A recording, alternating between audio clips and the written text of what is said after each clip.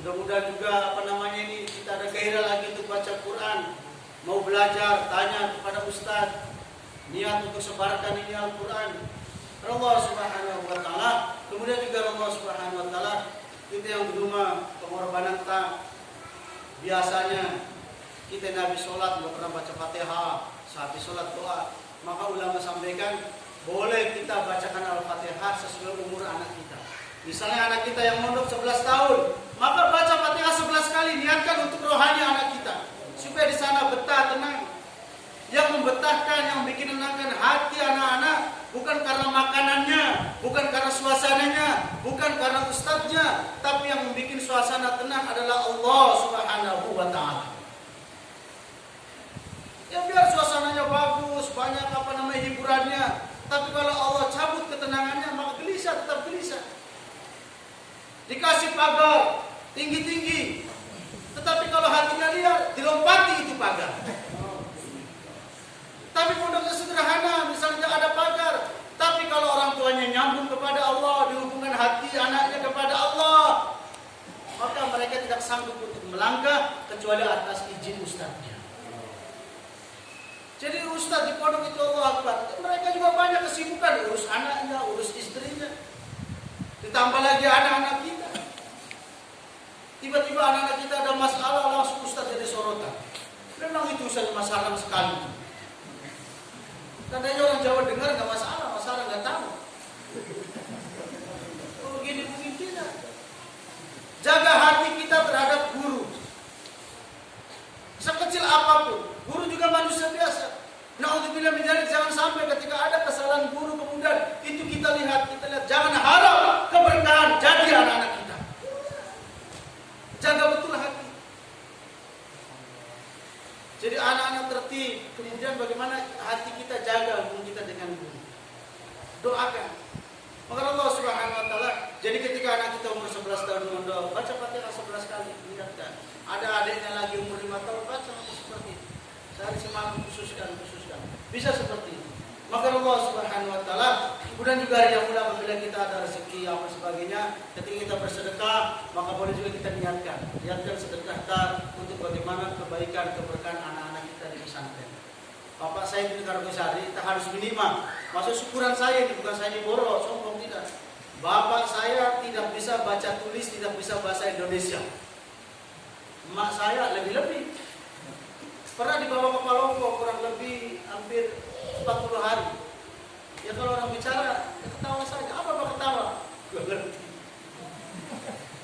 Tapi ketika dia punya makanan, misalnya ada nangka panen, saya ingat betul, ada nangka panen, agak besar. Maka mangkanya ini nangka nanti dibelah 2. Yang satu dia taruh depan rumah, kalau ada orang dikasih, suruh singgah.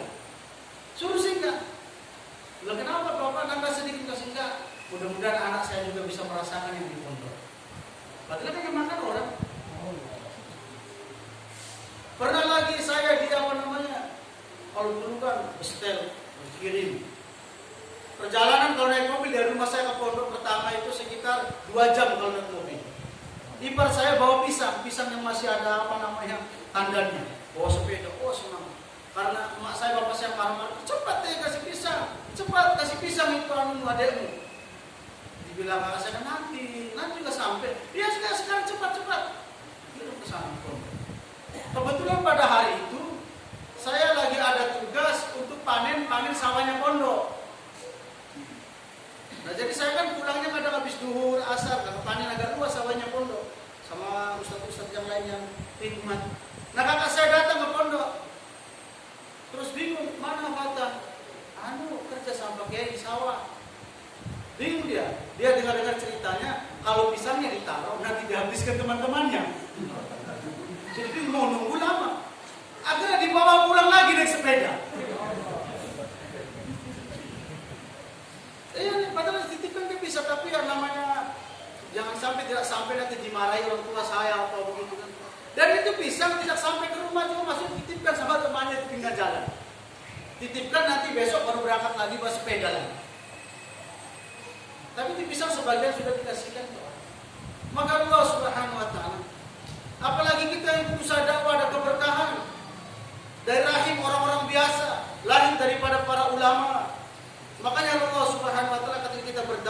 berdakwah, jangan yang terpikirkan orang lain saja. Orang lain saja kita risaukan. Sementara anak kita nggak pernah didoakan. Maka Allah Subhanahu wa Ta'ala. Jadi kisah ini suatu kesyukuran yang mulia anak-anak kita bisa di pesantren. Sebenarnya saya bicara juga ini kurang munasib lah kalau ada senior saya. Cuma saya bicara ini ya pakai perasaan, makanya jarang dalil. Nggak pernah apa pakai Quran, pakai hadis. Bukan tawadhu, nggak hafal memang. Daripada bikin-bikin. Jadi pakai perasaan maksudnya.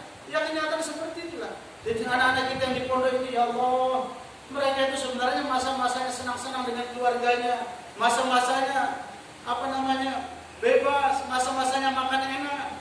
Bagaimana kerinduan kita juga sama mereka. Tapi mereka rela, bayangkan Allah betahkan. Mereka menjadi tolak bala untuk diri kita, bahkan kampung kita, bahkan untuk menjadi kedamaian bagi negara kita. Makanya saya heran sampai menangis ketika ada orang mengatakan itu otak-otak radikal dimulai daripada mereka yang hafiz Al-Quran. Seandainya orang yang dekat, gak tahu lagi nafsu bagaimana. Seandainya orang yang dekat, saya lempar mukanya. Masalah penjara belakangan. Karena bagaimana pengorbanan mujahadahnya para hafiz Quran. Saya saja ngaji dulu, guru saya 3. Baca pelahad. Setelah guru pertama lolos, kedua tidak lolos. Besok lagi mulai pelahad, kedua lolos, kedua lolos, ketiga tidak lolos lagi. Sampai 3 bulan saya belajar surat Al-Ikhlas. Lihat orang jajan, saya tidak ada uang, sedih. Lapar, gak ada makanan, lari ke bak mandi minum saja. Rindu orang tua. Tiba-tiba lalu mengatakan calon-calon bibit radikal dari situ. Jadi kayak saya juga manusia biasa. Seandainya saya bilang dekat, saya lempar kayu biar penjara belakangan. Pernah saya tengok anak saya mondok. Begitu saya naik mobil, anak saya nangis, minta pulang. Dia guling-guling jalan raya, banyak orang. Ya kalau tidak tega. Tetap mau diapa nak? Bukan saya tidak tega, tetapi ada keinginan. Ada keinginan yang kamu belum tahu sekarang. Dia menangis. Sampai supir yang bawa mobil loyo. Karena melihat anak saya guling-guling, nangis. Sementara saya tinggalkan naik mobil begitu saja. Lemas semua, satu mobil diam semua. Pakai bahasa hati semua. Nah seandainya dibawa pulang, mungkin susah lagi kembali. Tetapi setelah nangis guling-guling, sementara banyak orang. Pada waktu itu Ustadz meninggal, ratusan orang kumpul, saya menangis. Tapi setelah itu setelah serahkan, ya Allah, kau tahu perasaan saya, ya Allah, kau tahu perasaan, ya Allah. Ya Rob, sudah jalan saja. Sebenarnya kalau mengeluarkan air mata, gampang, tapi kan malu. Tapi di hati, oh ya Allah, sampai di rumah saya kena mencer 3 hari. Saking dalamnya itu perasaan. Tapi setelah itu besoknya menelpon lagi. Kalau kesini lagi bawa tempat sabun, bawa lagi mangga. Begitu memang setan itu, Allah Akbar. Nah kita juga ada seperti itu. Lebih baik kita berpisah sementara, tapi kita nanti kumpul di surga selama-lamanya. Daripada kita sekarang kasih anak, di sana bajunya hilang terus. Kasih nggak pada mencuci. Begini. Ya sayangi engkau. Tapi ingat nanti di akhirat akan berpisah selama-lamanya. Yang memegang hati Allah, yang menjaga Allah, kita serahkan kepada Allah. Kita kembalikan dengan amal, insya Allah Allah akan jaga anak-anak kita. Begitu juga orang yang berdoa untuk orang lain, hakikatnya dia mendoakan diri sendiri. Ketika dia memberi untuk orang lain, hakikatnya untuk diri sendiri. Seperti bercermin. Nah orang yang memberi sumbangan, berusaha membangun tempat ini, maka kembali kepada diri mereka sendiri. Allah pun bangga. Luar biasa ini hambaku. Saya titipkan harta, ternyata dia arahkan kepada yang saya cintai. Saya tambah lagi kok. Dia dikasih umur, ternyata digunakan untuk kesenanganku. Saya berkahi ke umurmu. Sama dengan orang, misalnya contoh saja, ketika ada Pak Camat kasih baju saya, kasih sarung. Kemudian sarung ini saya gunakan untuk kebaikan. Maka istrinya Pak Camat dia kasih tahu sama suaminya, Pak, itu sarung yang kita kasih dong. Bilang iya, syukur sekali. Karena itu mas patah dipakai gunakan untuk sholat. Kalau begitu Pak, kasih juga jubah lagi. Apalagi jubah. Dipakai jubah sama sarung itu sholat. Anaknya tahu. Mae, itu jubah yang Mae beli itu di pasar. Bilang ini dipakai. Gagah sekali saya lihat Pak Ustaz. Aku juga kasih tahu Bapak, belikan topi juga. Ditambah rezekinya. Tapi kalau misalnya saya dikasih sarung sama Pak Camat, kemudian sarung saya gunakan untuk bungkus ayamnya orang malam-malam. Akhirnya kan ditangkap jadi saksi. Ini saksi, sarung. Ini bukti. Akhirnya istrinya lihat televisi. Pak, itu sarung kita beli. Iya, kenapa bisa masuk televisi? Ternyata ada kasus kriminal. Pencurian ayam, sarung tersebut digunakan untuk membungkus. Maka langsung suami saya, Bang. Jangan lagi kasih. Menyesal seandainya tidak berdosa saya ambil pemberian, saya ambil kembali itu sarung. Mudah-mudahan celaka itu.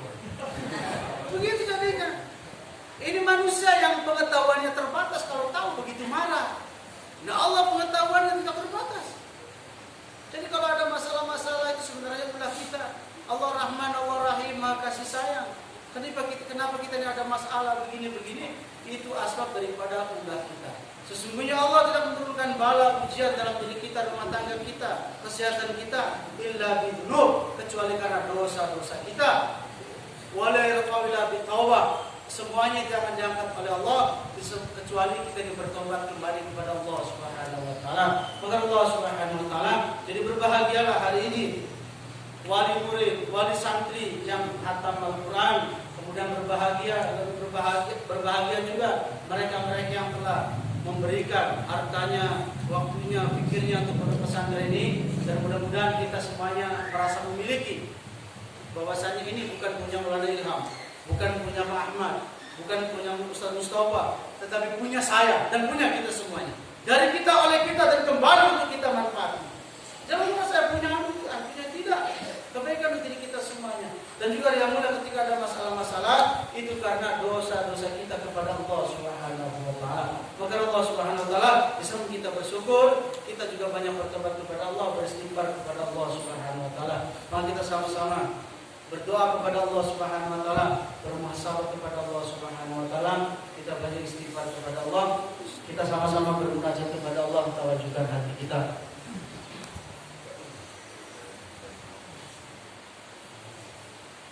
Maulana Al-Ghazali pendidikan Al-Quran termasuk di Maroko.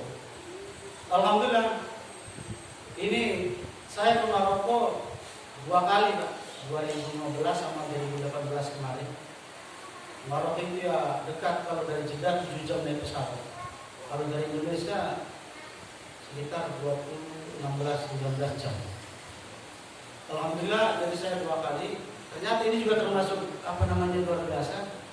Kenapa saya mudah bisa ke Maroko 2 kali? Maksudnya tidak biaya banyak. Ternyata asbab daripada di rumah saya itu hari-hari dibacakan Al-Quran. Istri saya lagi baca Quran, anak-anak juga baca Quran. Ternyata saya juga kena biasa. Ini baru orang lain baca Quran di rumah kita sudah kena, apalagi kalau kita sendiri yang baca.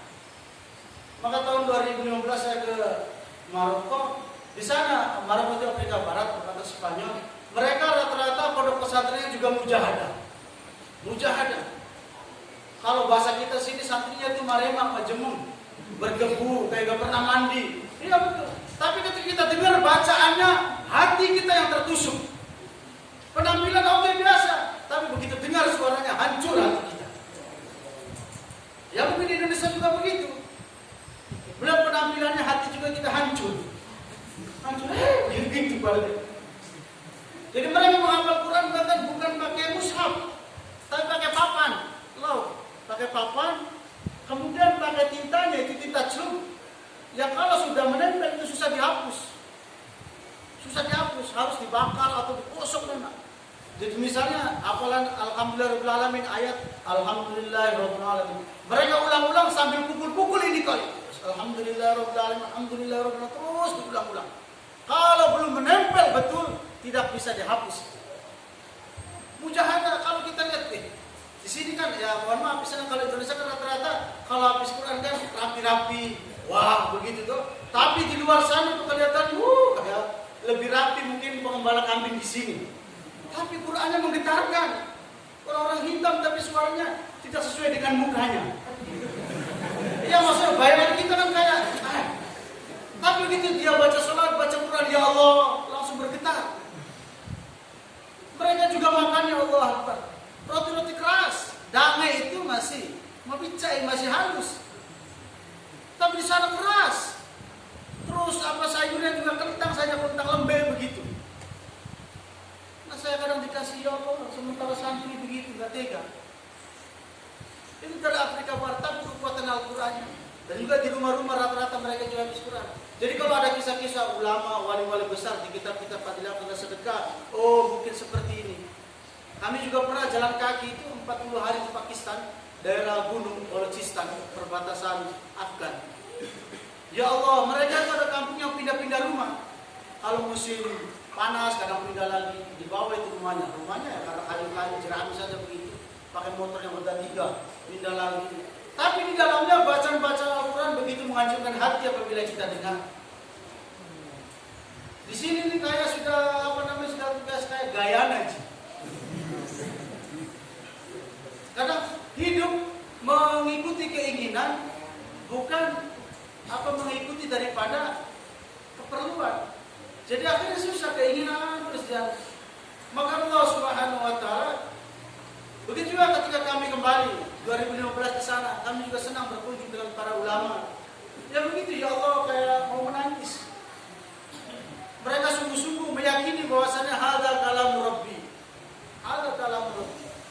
Maka Allah Subhanahu wa taala begitu juga aspek daripada keberkahan Al-Quran dibacakan di rumah kami. Ada juga anak-anak, ada juga besok suruh baca Quran. Alhamdulillah. Kami juga sempat Islam mendapatkan gratis Makkah Madinah. Pernah juga akhir Ramadan di sana. Keberkahan daripada Al-Quran. Maka yang jelas hari yang mulia Al-Quran pasti. Khasiatnya itu luar biasa. Maka Allah Subhanahu wa taala, jadi hari yang mulia, jadi anak-anak kita ini setelah kita tahu seperti ini, minimal kita ada niat, ada doa khusus. Ya Allah, anak saya sekarang kelas 3 SD, ya Allah mudah-mudahan setelah tamat SD mereka mondok, ya Allah. Jadi ada doa khusus untuk anak kita. Bukan nanti setelah kena pergaulan baru kita berpikir, mati setelah anakku begini. Jadi mulai sekarang ada doa khusus untuk anak kita. Hajatlah silakan. Ketika habis baca Yasin, niatkan hajat kita. Ya Allah, mudah-mudahan berkah baca Yasin, ya Allah, saya niat anak saya nanti mondok di sini, ya Allah. Mondok di Yaman, ya Allah. Mondok di Mekah, ya Allah. Segala sesuatu harus dinyati. Anda indah dunia abdi, saya mengikuti daripada prasangka hamba saya. Jadi kita prasangka, Allah memiliki prasangka kita. Maka Allah Subhanahu wa taala tidak ada yang susah bagi Allah ketika amalan kita sudah diterima, ketika taubat kita sudah diterima, maka semuanya akan diselesaikan oleh Allah Subhanahu wa taala. Maka Allah Subhanahu wa taala kemudian juga kita berbanyak minta doa terhadap orang lain. Rasulullah saja masih minta doa kepada sahabat Umar. Ketika mau umroh, jangan lupa doakan saya. Karena kita ketika mau mondok, ketika sementara di pondok, maka minta doa. Datang kepada para ulama. Alhamdulillah Pak Yai, anak saya sementara belajar di Masamba, di Yaman atau di Mekah. Mohon doanya Pak Yai. Dan ini Pak Yai ada sedikit rezeki. Doanya tanpa ampuh karena hatinya tersentuh. Iya karena inna hadil jubilatul qulub, jadi watak hati ini senang dengan yang bikin senang. Jadi harunya ini termasuk proposal yang mudah diterima oleh Allah. Ketika anak kita masih kecil, silaturahmi ke Pak Yai, doakan dulu Pak Yai, pegang-pegang ini kepalanya anak saya. Yang baru lahir, kita bawa korma ke Ustadz, ke Maulana, tapi ini kita kunyahkan ini korma.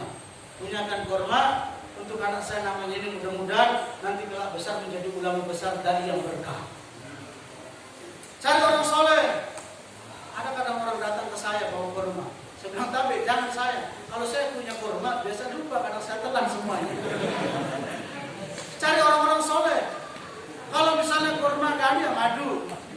Pak Yai, ini ada madu, Pak Yai. Tolong Pak Yai, tahnik anak saya. Mudah-mudahan lisannya masih baca Al-Quran. Tahnikan Al-Quran. Tapi jangan bawa madu satu kecil sekali. Bawa 1 botol. Pak Yai, Pak Yai, ini ada anak saya baru lahir sekian hari sekian bulan, kita tahan Pak Yai benar berkah. Kita karena Pak Yai tidak mengurangi rasa hormat, tapi Pak Yai apa yang namanya sisa madunya hadiah untuk kita. Nah, seperti itu. Ada kadang-kadang bawa madu satu sendok kecil di rumah. Bingung apa itu? Jelas bawa hadiah ke Pak Yai itu berkah. Anak saya itu suka sekali. Anak saya biasa saya bawa ke Pak Kiai Yabani, Pak Kiai Satindau, ke Pak Prof. Ya saya bawa. Ternyata anak saya senang sekali, senang. Kapan ke rumahnya nenek lagi? Kan ke nenek. Kenapa suka sekali ke sana? Ada gangguan dapat. Karena dikasih uang. Pak Yai dikasih uang. Nah kita jangan begitu, kita bawa. Mulai sekarang kita bawa kepada ulama, pada ustaz. Ada ustaz yang dekat rumah kita, misalnya lagi ziarah, lagi silaturahmi kesempatan, kita panggil ustaz. Atau kalau lebih bagus lagi kita datang ustaz, kita bawa anak kita. Insya Allah berkah. Orang-orang soleh kita bawa anak-anak kita. Kita ini apalah? Darah daging kita ini banyak dosa. Masa lalu kita bagaimana? Syukur-syukur sekarang kita dikenal dakwah. Walaupun sudah kenal dakwah tapi sombong lagi sekarang. Merasa cukup, sudah sholat maka, sudah baca Quran maka. Tinggal saya cari nafkah ini. Jangan kau panggil-panggil isoknya. Datang para ulama ada berkah. Kenapa ada berkah? Perjuangan mujahadah mereka. Tetesan keringat, air mata. Mereka teteskan di pondok. Saya sekitar 7 bulan masih menangis terus. Kalau menjelang asar, habis asar itu saya sudah gak tahan mau menangis. Langsung masuk kamar mandi, menangis kan di situ. Kalau pagi juga ingat ayam ingat di rumah masuk, menangis lagi. Menangis, baru 7 bulan, 8 bulan. Pulang ke rumah, orang tua sedih, tetangga juga sedih. Kenapa kau sekali? Kurang makan kau di sana. Sampai bapak sama saya bilang, nah, kalau memang kau di sana tidak perlu kurang makan, kurang minum, dan saya juga tidak bisa bantu mengirim apa. Ya sudah, lebih baik kau jangan paksakan, di sini saja, mau diapa. Memang saya ingin kau mondok terus, tapi mau diapa, ada juga rezeki. Jadi saya mondok ini gak sengaja dulu. Ya betul, gak sengaja, serius. Karena begini, ada om saya itu imam musola.